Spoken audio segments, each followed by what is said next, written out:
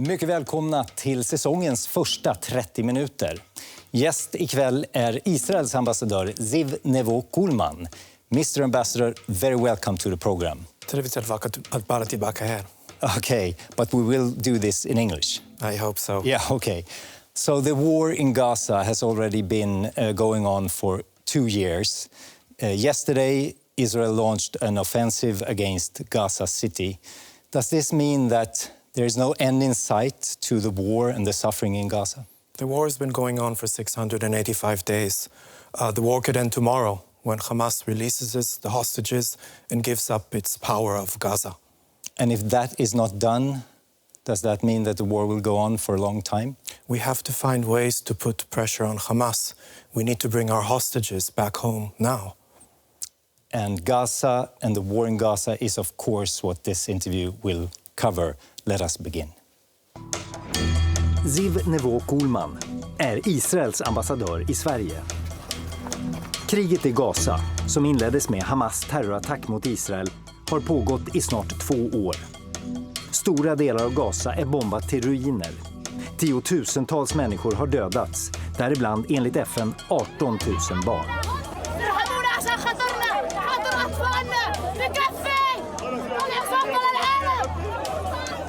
Ändå är Hamas fortfarande inte besegrat och gisslan inte befriad. Hur länge ska kriget pågå? Det går inte att med ord beskriva det humanitära läget i Gaza just nu. Hundratusentals människor i Gaza befinner sig idag på gränsen till svält. Och Israels agerande möts av allt kraftigare protester, också från de som vanligtvis stödjer landet. Ce que fait aujourd'hui le gouvernement de Benjamin Netanyahu est inacceptable. The bloodshed in Gaza must stop now. Hur bemöter Israels ambassadör kritiken? Mr. Ambassador, yesterday the Israeli military, the IDF, communicated that it had begun its invasion of Gaza City. What is the goal of this operation? Well, the goals of the war have not changed. And as long as Hamas doesn't release the hostages and doesn't give up its military power of Gaza, we're left with no choice. Pressure must be put on Hamas. Hostages must be released. This is a way of ensuring that Hamas is put under pressure and that the goals of the war could be achieved. And invading Gaza City, what will that bring? Israel already has control of most of the Gaza Strip. Gaza City is one of the main last remaining strongholds of Hamas terrorists. And if we want to reach the goal of eliminating Hamas and making sure that these terrorist, extremist, jihadists are not ruling over Gaza the day after, this is a phase, a difficult phase that must be taken. Before we continue, there's been some confusion about whether the operation has actually started or if it's just been communicated that it will start. Has it started? The operation has not started. It will take several weeks to prepare, if not months, to prepare because obviously we are targeting the terrorists, but Gaza City is a heavy populated area. It means that civilians must be evacuated, and that is a very difficult task. But it's been communicated yesterday, I think, from the IDF that it had started the invasion. The IDF received orders from the cabinet to begin this offensive. By the way, this could stop at any moment if Hamas releases the hostages.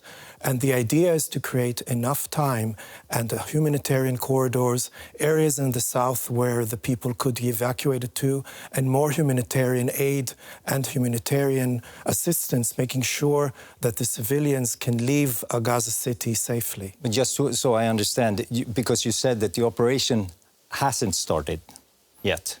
The operation has been communicated. Mm-hmm. The idea of taking over Gaza City again to eliminate the stronghold of Hamas. We're after Hamas. We're not after the Palestinian people. This could take a few weeks because we have to prepare the safe evacuation of the civilians. The situation in Gaza is, of course, already catastrophic. A civilian population that has been bombed for 2 years, that are right now, according to the UN, on the brink of starvation, many of them. How will the civilian population in Gaza be affected by this invasion, this takeover of Gaza City? War is horrible. And in situations of war, sometimes civilians, children, they suffer. This is not the intention of the war. We regret every loss of civilian life. We do everything we can. You know, we are fighting against a terrorist organization. Sorry, that wasn't the question. The question was, how will they be affected? The civilian population in Gaza, how will they be affected of this large-scale invasion of Gaza City? This is why we will take weeks to prepare the safe evacuation, more humanitarian aid that goes in, and making sure, it's not a usual war zone. It's not like Russia invading Ukraine, an army against an army.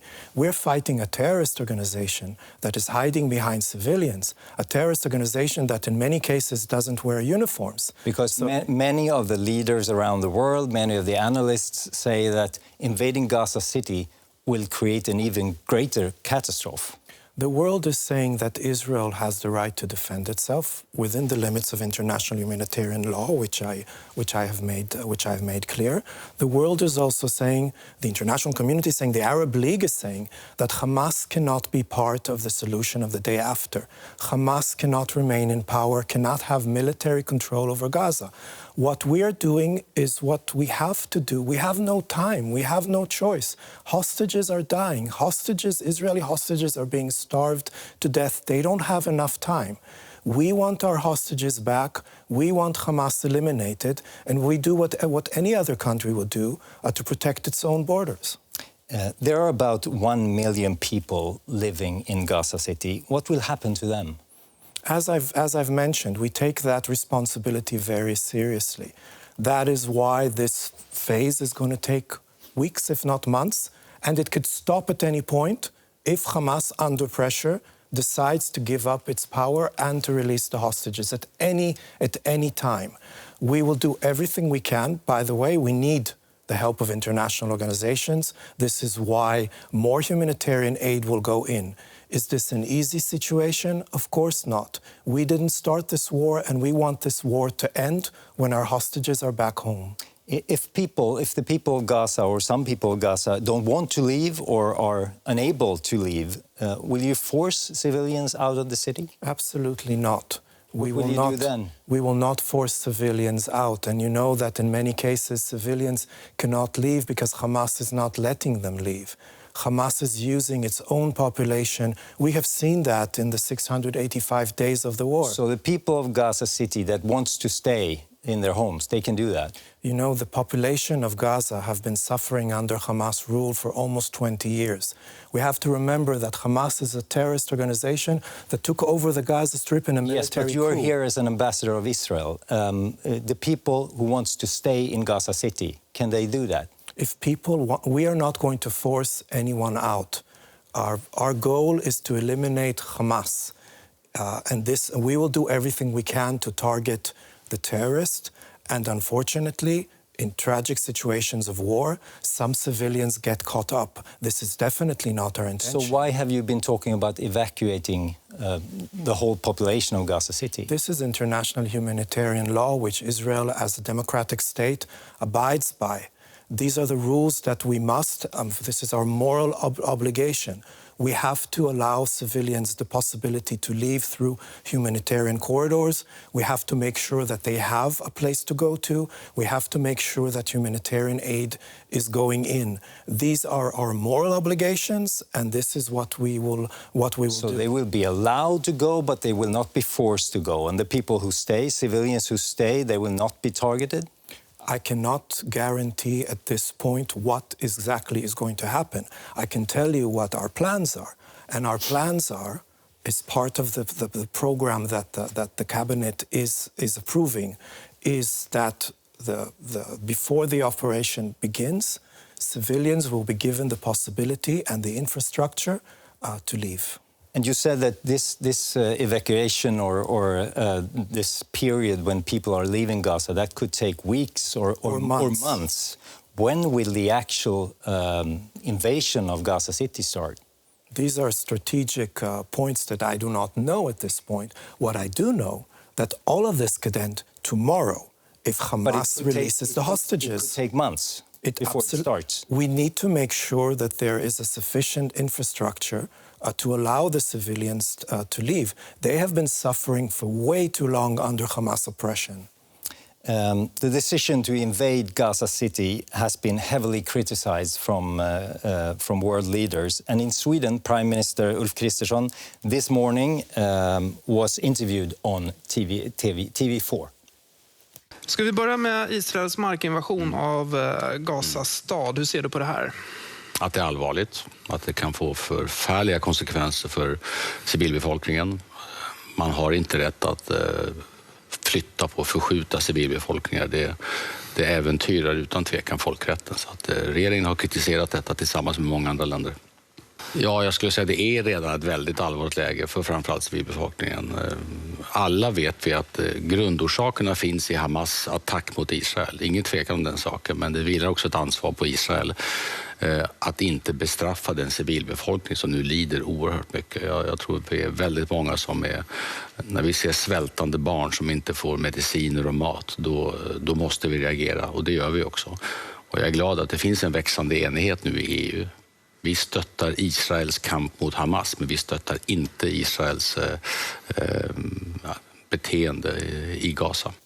So, Mr. Ambassador Ulf Kristersson says that there is no right to move and displace civilian populations. It undoubtedly jeopardizes international law. What is your response to that? I also heard the Prime Minister saying, and the Swedish government saying all along, that Hamas bears the responsibility for opening this war, and that Israel has the right to defend itself within the borders, within the limits of international law. Yes, but I was asking you about this. This is exactly what we're doing. We are left with no choice. We need our hostages back home now, and we need Hamas to give up power. So when we are left with no choice and we have to take over the last stronghold of Hamas control over the Gaza Strip... The Prime Minister says that there is no right to move and displace civilian populations. It jeopardizes international law. Is the Prime Minister wrong? What we are doing is that we are creating a possibility for the population to leave. We're doing everything we can. We're not starting this offensive tomorrow. We're not starting this offensive in a week. We are putting pressure on Hamas. The Swedish government repeatedly says that more pressure needs to be put on Hamas. This is a concrete way of putting pressure on Hamas and giving it the possibility to surrender, giving it the possibility to release the Israeli hostages and to relieve the Palestinian people from the suffering of this brutal military regime that took over the Strip almost 20 years ago. And the whole world, I think, agrees that Hamas is a terrorist organization, that they are murderers, and a lot of governments are saying that around the world. And I mean, the fact that what happened October 7th, 2023 was an act of horrific terror. That's just a fact. But the Prime Minister is also saying that he and Sweden and the EU does not support Israel's behavior in Gaza.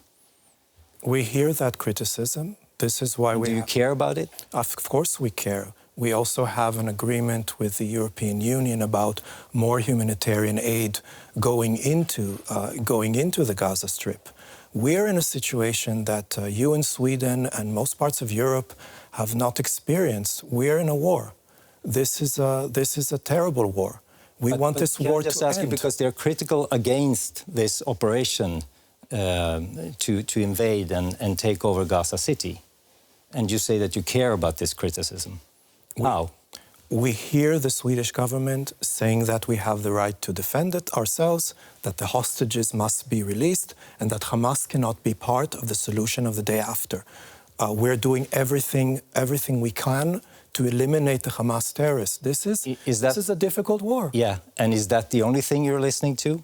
The things that the Swedish government is saying about Hamas? What about the other part, that they're critical of your plans to invade Gaza City? We hear the criticism. We have no choice. Hamas is not releasing hostages. Hamas is not giving up power. and we are doing everything we can to have our hostages come back. And That's what any government would do under such circumstances.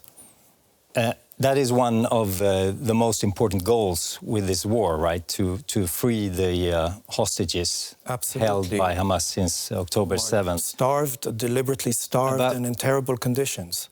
Absolutely. About 20 Israeli hostages are believed to be still alive. And many analysts fear that the invasion of Gaza City will actually increase the risk for these hostages. Do you see that risk? I understand why you bring up this question, because this is something that is also tormenting the Israeli public. We see demonstrations for and against the current operation in Gaza. On the one hand, you could say that this is our way of saving them, of going to the places where they're being kept. On the other hand, you have families who are saying, families of the hostages who have been suffering for so long, who are saying that this is endangering them. We hear both sides. Nobody really knows what exactly needs to be done. But will this invasion of Gaza City increase the risk for the hostages? That is possible, and it could also increase the risk of them being released. Nobody really knows. I don't want to be... Luckily, I am not sitting in the cabinet that has to make these decisions, because these are decisions that have implications on the lives of people, and they're tormenting. The Israeli public is horrified by the images, the videos that we haven't seen. We haven't seen tonight yet. The images of Israeli hostages being starved to death. This is something that is horrifying for any human being to watch. Of Evyatar David, who is being forced to how cruel can you be to force him to dig his own grave and to film that? It's extremely cruel, but is this a risk you're then willing to take, that the hostages might be killed in this operation? This is a very tough call, because you have to think about the hostages, which obviously we do. You also have to think about the risk of the atrocities of October 7th happening again. If Hamas remains in power, they say so. They say that they have already started planning the next October 7th attack. So these are two goals of the war that sometimes could be seen as contradictory, and it's difficult. These are difficult decisions that any government has to take. And there have been, as we see here, there have been extensive demonstrations against the invasion of Gaza City. 500,000 people demonstrating in Tel Aviv last Sunday. There is a strong opposition in Israel to escalating this war. Why isn't the government listening to these people? Israel is a democracy, and the demonstrations in the street, of course, are strong proof of that. People were demonstrating in the streets for the release of the hostages. Nobody really knows what will be the effect of and against the war and escalating the war. We are against the war. We didn't start this war. We want this war to end tomorrow. Bring our hostages home and the war will end. So obviously people in Israel are angry. The last hostage deal, when we saw hostages coming back and they were skinny and they were starving, and then we see the images of the latest videos that are released. So obviously a lot of people, and not just the families of the hostages. But the hostage deal came as part of a ceasefire deal, and now you're choosing the opposite tactic or strategy. Why? We're not choosing that yet. We haven't. You know that there is a proposal that allegedly Hamas agreed to, of releasing only a part of the hostages, so the ones that are alive, and part of the ones that are dead, in exchange for a 60-day ceasefire. Now, that means, first of all, that they stay in power. We saw what happened in the last ceasefire, and for 42 days they became stronger and stronger, and Hamas, for the first time, managed to recruit thousands of more terrorists and to pay salaries to its militants. But do you mean in some way that it's an open question if Israel will also agree to this We don't know proposal? yet. We don't know yet, because in the past we agreed to deals that meant that only some of the hostages return, because they were considered isolated humanitarian cases. Now we know from the videos that we see and from the testimonies that we receive from those who came back that all of them are humanitarian cases. Who on earth is going to decide if there's a partial deal and only 10 of them return? Who is the one who is going to decide about these 10? And the polls in Israel show about 80% of the latest poll, 80% of Israelis believe that we must have a hostage deal that means the return of all hostages and not to have to choose between the starving ones and the other starving ones. So we'll have to wait and see then. Let's talk a bit about the humanitarian situation in Gaza now. In recent months, the situation for the civilian population has turned even more catastrophic. Today, a large part of the population suffers from acute malnutrition. And we'll listen now to Carl Skau, the Chief Operating Officer of the UN's World Food Programme. He describes the suffering. Hela befolkningen befinner sig i akut hunger, att 500 000 människor är på randen av svält och 300 000 barn är allvarligt undernärda. Och dessutom så har UNICEF och Rädda Barnen, trovärdiga organisationer, pekat på att barn nu börjar dö på klinikerna av svält. Det är fakta. So 500,000 people on the brink of starvation, 300,000 children severely malnourished, according to the UN. What is Israel's responsibility for this? Israel has a responsibility under international humanitarian law, and this is why the figures show that more and more aid is going in. The international community, the United Nations, the World Food Programme and other UN agencies have a responsibility as well. Hamas is responsible for this war and for the suffering of the Palestinian people. Let's talk a bit about what created this situation, because a decisive moment was when Israel's government in March this year decided to impose a total blockade of food and goods and humanitarian aid to Gaza. And this is what Prime Minister Benjamin Netanyahu said when he announced the decision. Israel has decided to stop letting goods and supplies into Gaza, something we've done for the past 42 days. We've done that because Hamas steals the supplies and prevents the people of Gaza from getting them. It uses these supplies to finance its terror machine, which is aimed directly at Israel and our civilians, and this we cannot accept. So this was a statement from Benjamin Netanyahu. A little bit later, Israel's defense minister, Israel Katz, said this about the blockade. No one is currently planning to allow any humanitarian aid into Gaza, and there are no preparations to enable such aid. This blockade was active total blockade was active during 2.5 months, and since then the hunger crisis has become increasingly worse. Did you know, starting this total blockade, that this would be the result? Let's talk about the conditions, why this blockade began. Let's talk about your blockade, actually. The 42 days of a ceasefire created a situation where the goodwill of the international community was abused by Hamas. It diverted the aid, it stole the aid didn't reach the people in need. Just to stop you there, according to the UN, it was also a period when people could find food, when people could eat. I was asking you, when you imposed this blockade, did you anticipate that this would be the result? We monitored the situation all along. Even when there was a blockade, flour entered so that it could go into the bakeries. Water entered. We were monitoring the situation, making sure that the caloric needs of the population is met. When we saw that there were cases where people were not getting enough food, aid went in, and this is the situation right now. Fact. More and more aid is going in. We also created the Gaza Humanitarian Foundation, which is a mechanism that is because I want to speak about this. I want to speak about the decision to impose a total blockade of food as an occupying power to stop food and emergency aid to a civilian population. According to international law, that is a war crime, and more people more and more governments and not government but political parties and analysts are accusing Israel by doing this, Israel by doing this is committing genocide. What is your response to that? According to international law, international humanitarian law, you do not have to feed your enemy.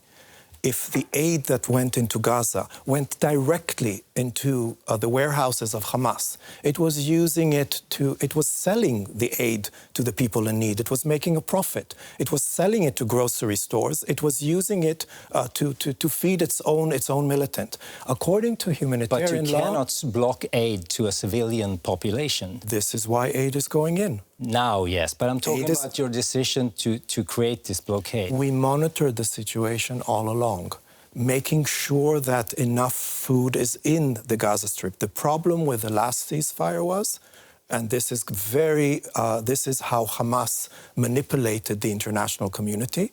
Hamas took over most of the aid. There is proof of that. It deviated the aid. It used it for its own terrorists. And according to international law, we are not obliged. Can you show me any country in the world that is feeding its terrorist enemy? But are you saying that this blockade, this total blockade, all of the rest of the world is saying this blockade had was very important in creating this hunger crisis? And are you saying that it didn't? We're saying that there are several actors on the ground.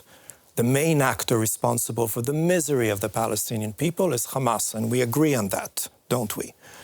Then there is the role of Israel, and then there is the role of the international organizations. You know that part of the problem was that the international organizations were unable to deliver aid, that it was stolen. The UN itself says that 85% of the aid that went in didn't reach its goals because it was deviated. By desperate people, hungering people. Stolen by armed militias, either Hamas or other Palestinian terrorist organizations. So we're saying that it's a very complicated situation on the ground. This is a war zone, not a war that we started. Israel has its responsibilities that it takes very seriously. And if we look at the situation now, if we look at what's happening now, aid is going in. Aid is being distributed. Not at all enough is what UN is saying. But the accusations of Israel committing genocide that is coming also from academic scholars, from professors, by stopping this aid and also by statements from ministers dehumanizing Palestinians. What is your response to the accusation that Israel is committing genocide? This is absolutely false. Absolutely false. Israel has our war is against Hamas. It's not against the Palestinian people.